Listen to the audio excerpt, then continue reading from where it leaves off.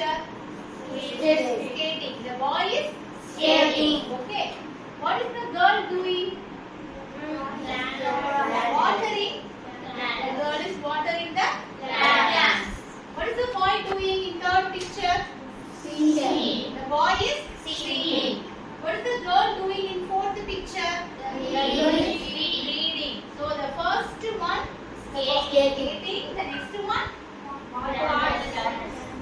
planting. Watering. Third one Singing. reading, cooking. Okay. This boy, what is the boy doing?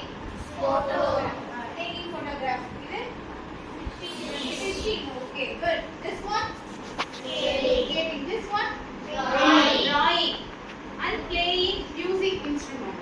So, இதெல்லாம் என்னன்னா தெரியுது? இதெல்லாம் என்னன்னு சொல்றாங்கன்னா ஹாபீஸ்னு சொல்றாங்க. இதெல்லாம் என்னது? Hobbies. Hobbies அப்படிங்கிறது என்ன? Leisure time activities தான் hobbies. Okay? The boy is not skating for all the time. இதெல்லாம் எல்லா நேரமும் skating பண்ணுவானா? No. அந்த girl எல்லா நேரமும் தண்ணி குடிச்சிட்டே இருப்பாங்களா? So, hobbies அப்படிங்கிறது ஒரு leisure time activity, பட் அவங்க ரொம்ப என்ஜாய்மென்ட்டோட செய்யற ஒரு ஆக்டிவிட்டி. சரியா? சரி, உங்களுக்கு ஹாபீஸ்லாம் இருக்கா? What is your hobby, dear? My hobby is Reading. Very good. What's your hobby? My hobby is writing. Writing. Okay. What's your hobby? My hobby is Drawing. Very good. Okay, சரி. Now, reading is also a hobby. Reading கூட ஒரு hobby தான். சரியா? அப்ப reading do you like to read books? Yes, ma'am. Really? Yes, ma'am. Okay. Very good habit. This is the very good hobby. Okay.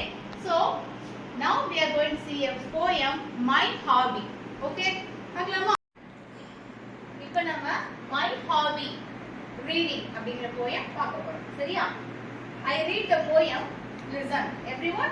Everyone should listen. My hobby is reading. It helps me in thought reading.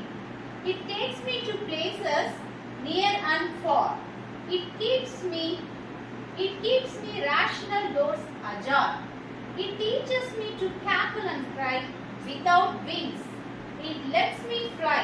I wish if all the children could read in constructing a vigorous society, then we shall succeed. Okay? So my hobby is reading. It helps me in thought reading. What's the meaning of this one? அதாவது நம்ம வாசிக்கிறதுனால நமக்கு எண்ணங்கள் என்ன ஆகுமா? வளர்ந்துகிட்டே இருக்கும். Reading means வளர்ந்துகிட்டே இருக்குது. நம்மளோட சிந்தனைகள் வளரும். சரியா? படிக்காம விட்டோம்னா சிந்தனைகள் வளராது அப்படின்னு சொல்றாங்க. It takes me to places near and far அப்படின்னா imagination. It increases our imagination. நம்ம ஹாபி இந்த போயமோ ஒரு ஏதாவது படிக்கிறப்ப நம்ம இமேஜினேஷன் என்ன பண்ணும்னா அந்த இடத்துக்கே நம்மளை கூட்டிட்டு போவோம். ஒரு ஃபால்ஸுக்கு கூட்டிட்டு போகலாம், அப்போ ஸ்கை போகலாம், ஸ்டாருக்கு போகலாம், சனுக்கு போகலாம். அந்த மாதிரி நியர் அண்ட் ஃபார் அந்த மாதிரி நம்ம அந்த ரீடிங் நம்மளை கூட்டிட்டு போவோம். It keeps me rational doors ajar. Very very important point. நம்ம வைல் ரீடிங் ஒரு ஹாபியா இருந்தது அப்படின்னா நம்மளோட ரேஷனல் டோர்ஸ் அஜார் அப்படின்னா ரேஷனல்னா what is right what is wrong அப்படின்னு நமக்கு தெரிய வரும். அதாவது பகுத்தறிகிற திறன் நமக்கு வரும். பகுத்தறிகிற அந்த கதவு நமக்கு திறக்கப்படும்னு சொல்றாங்க. நம்ம எது தப்பு எது ரைட்டு நம்ம கரெக்டா தெரிஞ்சுக்கணும்னா வாசிக்கிறது நம்ம ஹாபியா இருக்கணும் அப்படின்னு சொல்றாங்க.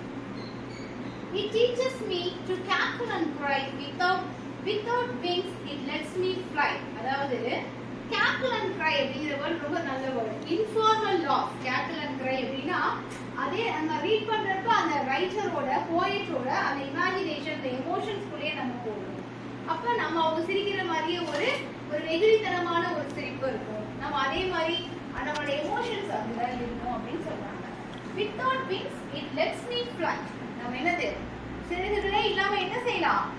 ரீடிங் மூலமா நம்ம என்ன பண்ணலாம்? பறக்கலாம்.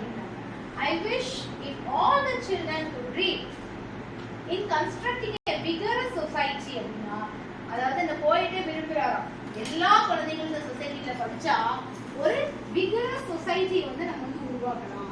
பவர்ஃபுல்லான சொசைட்டியை உருவாக்கலாம்னு சொல்லி போறோம். அப்பதான் நம்ம என்ன பண்ண முடியும்? நம்ம சொசைட்டி சக்சீட் ஆகும், நம்மளும் சக்சீட் ஆகும்.